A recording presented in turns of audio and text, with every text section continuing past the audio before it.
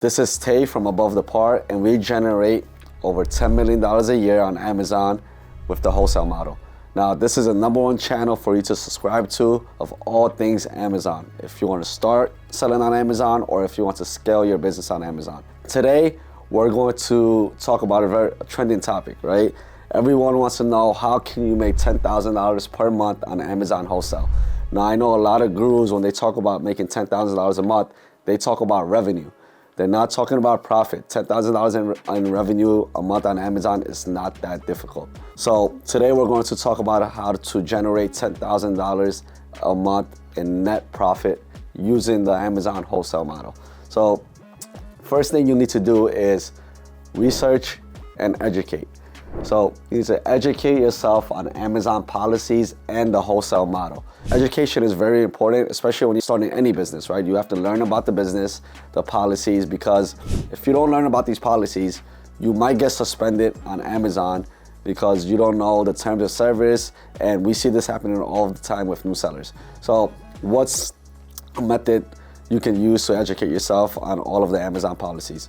When you make an Amazon Seller Central account, they have Seller University in there where you could go and learn about all of the Amazon policies so you don't get suspended and you know what you're doing on Amazon. Now, as for the wholesale model, that's where we come in. On our channel, we teach you all things Amazon wholesale. We'll teach you how to get started. We'll teach you how to foster relationships with suppliers and how to find suppliers, how to ship items, etc. After you educated yourself on all things Amazon's, the policies, and you're comfortable to move on, you're going to find a mentor in the space. Now, if you can't afford one-on-one coaching, there's plenty of content out there telling you on YouTube, on Instagram, telling you how to sell on Amazon.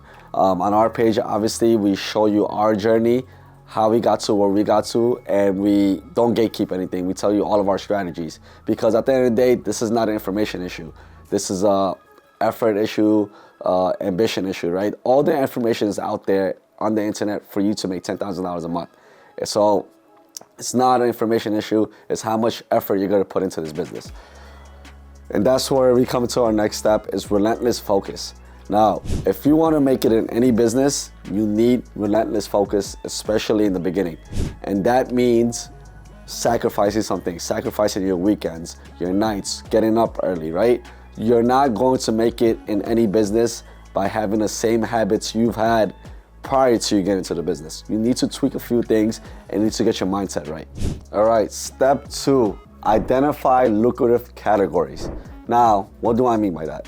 Lucrative categories are categories that customers go to find high demand products, right?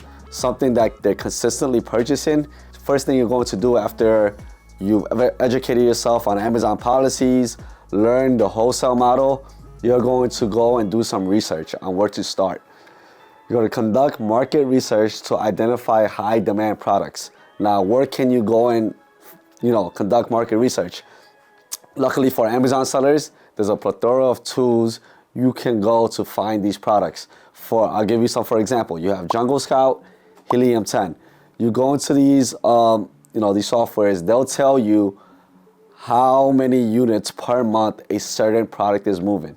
So obviously we want products that are moving thousands of units or hundreds of units a month. And you could go into these tools and do your research and come out with, which products you want and which categories you want to sell in.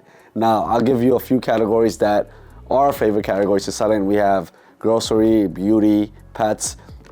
And the reason we want these, we want to sell in these categories is because consistent demand, especially for grocery. Usually when people like a certain grocery product, certain type of cookies, they're purchasing that every single month. And we want returning customers, because once you get that customer, they're going to keep coming back. Now, categories you want to stay away from as a new seller. We're not telling you that these categories are not lucrative. We're just saying, if you're a new seller, just try to stay away from these categories in the beginning. And that's electronics, apparel, and jewelry. Electronics, very high return rate. If you don't know what you're doing, you're going to lose money in this category. Apparel. Now, this is a nightmare to deal with if you don't know what you're doing. because you're going to get a lot of returns. Then you're gonna have size issues. Usually when you purchase from a supplier, you want to purchase one size, but you're required to purchase 3 different sizes when you don't even need it. It's a nightmare to deal with as a new seller. Then you have jewelry. I just wouldn't buy jewelry from Amazon, but I do know a lot of sellers that do sell on Amazon, that do sell jewelry on Amazon. It's just because taking pictures, the return rate, it just becomes a nightmare to deal with, especially if you could sell in categories like grocery, beauty, pets, that are less of a headache to deal with. So make sure you do your market research, because if you go wrong here, then you might lose a lot of money further down the line. All right, step 3, source and establish relationships with reputable wholesale suppliers. Now, in my opinion, this is the most important step on your journey to making $10,000 in profit on Amazon. Why is that? Simply because if you don't have suppliers, or if you can't find reputable suppliers, you're not going to find products to sell on Amazon. Then you'll never make $10,000 a month in net profit. So this is why I think this is the most important step. And how are some ways to find these suppliers? I know we're gonna go over this more on our course, but just to give you a quick overview, go on Google, trade shows, or even when you're on the highway, you'll see trucks with grocery distributor, grocery supplier. Take a picture and call them later and try to open up an account. They have to be reputable too. You have to be careful out there. We haven't ran into an issue like this yet, but there are sellers that we've heard of that bought fake items and eventually got suspended from Amazon, and then they never heard back from the supplier ever again. So check their address, check their website, give them a call. If you could go visit them, but make sure they're reputable or you will get suspended on Amazon. After you have found this supplier, after you have found some items, negotiate favorable terms and pricing. Now, in the beginning, you have to sacrifice a point or two, a couple points on your margins. Now, 15 to 20% margin on Amazon wholesale is healthy. You're not going to get that in the beginning. You're gonna have to settle for at least 10 to 12 because you don't know the supplier. You haven't established a well enough relationship for you to go and ask for 15 to 20% discount. So in the beginning, take that 11%, 12% margin to foster that relationship with your supplier. And once you spend about $200,000, $300,000, you can go and ask for a bigger discount and better terms like net 30 or net 60. All right, step 4, inventory management and order fulfillment. Implement effective inventory management strategies to ensure a steady supply of products without overstocking. So inventory management is extremely important. When we order from our suppliers, we don't order more than 60 days worth of inventory. That's because we don't want to incur those storage fees, especially if you don't have a warehouse. You're gonna have to send that those 60 days of worth of inventory into Amazon, and you're going to incur storage fees. So we don't order more than 60 days worth, and we don't like to be in stock more than 90 days on one particular product. If we are in stock more than 90 days, first we go and figure out what went wrong. And next, we'll liquidate that item, right? We check our min prices and our max prices every week. I'll personally go in sometimes and I'll check our min and max prices, right? Next, you're going to have to look into your storage fees. How much storage fees are you paying per month? It really, it could eat into your profit if you don't know what you're doing. If you have a warehouse like us, when we do order 2 months worth of inventory, we'll only send in a month's worth, so we don't incur those storage fees. And then, when we sold out half of that inventory, we'll send in the next month. So that's how you strategize on your inventory management. Step 5, capital. Now, with any business, you need capital, but obviously with Amazon wholesale, you could really start off with $5,000. However, if you want to make $10,000 in net profit a month, you need at least $35,000. Now, to majority of the people in the world, $35,000 is a lot of money. However, so if I would have told you, hey, this house that's worth $1 million, we're letting it go for $35,000 today, you're gonna go and find that $35,000. What if I told you with $35,000, you're guaranteed to make $10,000 a month in profit every single month? you're going to go and find that $35,000. The issue is not about the capital for a lot of people. It's about the fact they don't know if it's gonna work. They're uncertain, so they're scared to go and invest that money. And $35,000 is pretty, it's not that hard to get. We're gonna show you a few ways that you could go and get that $35,000. Credit card is one way you could leverage, getting that capital. Business loans and a line of credit. If you have a great relationship with your banker, they could guide you to the right loans to get, the line of credit. Then you have investors. We want that route. We got, friends and family invested with us early in our journey, which really helped us accelerate to the next level. Then you have Amazon lending, which is great and it's based on your sales. So Amazon, after a certain time period, they'll come and offer you a loan based on your sales.